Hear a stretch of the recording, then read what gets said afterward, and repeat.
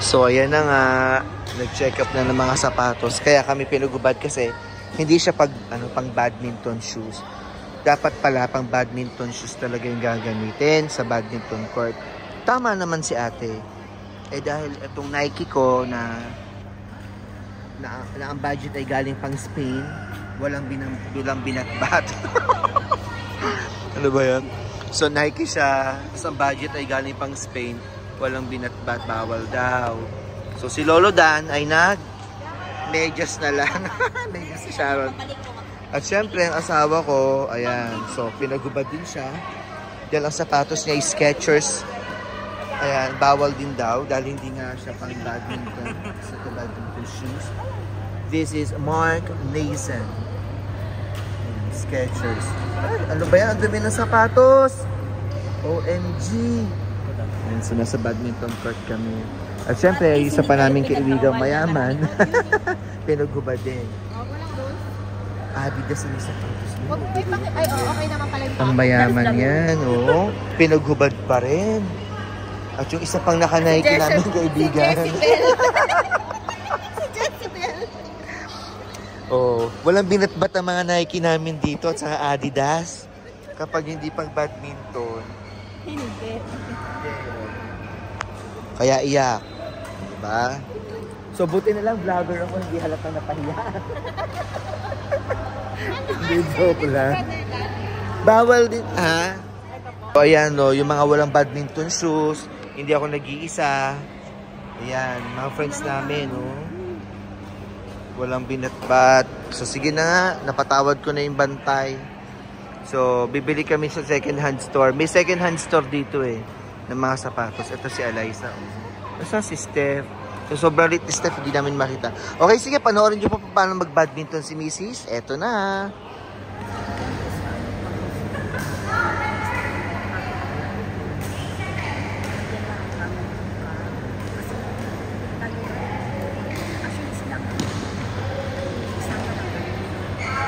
Correct.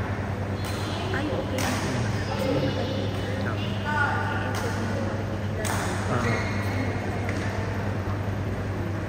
Correct, correct.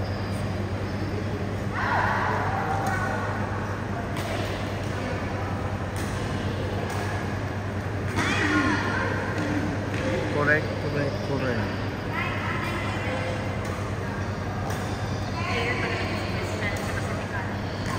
Ah, sila? So, yung enthusiasm na talagang tayo, okay lang. Okay lang. Kasi hindi naman tayo Chika-chika lang. Chill-chill lang tayo.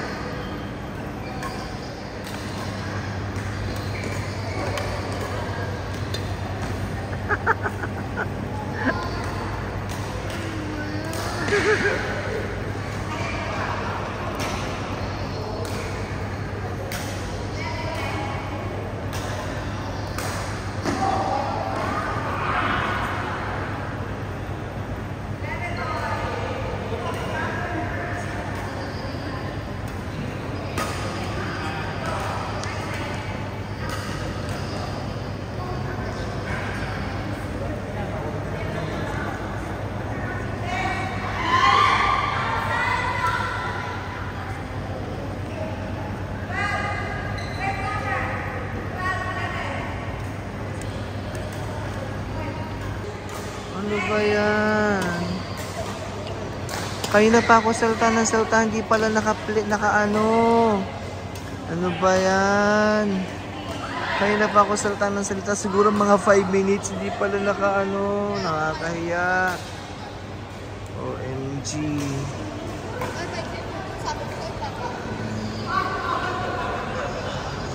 Sige, ito na ulit.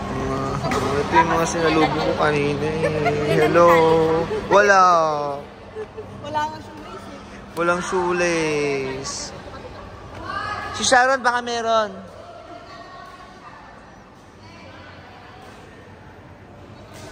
Serve si Mrs.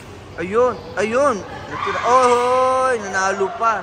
Ang galing naman ng asawa ko, nanalo pa. Grabe. Nanalo pa, pambihira. Ano ba yan? Kaya pa ako salta ng salita eh.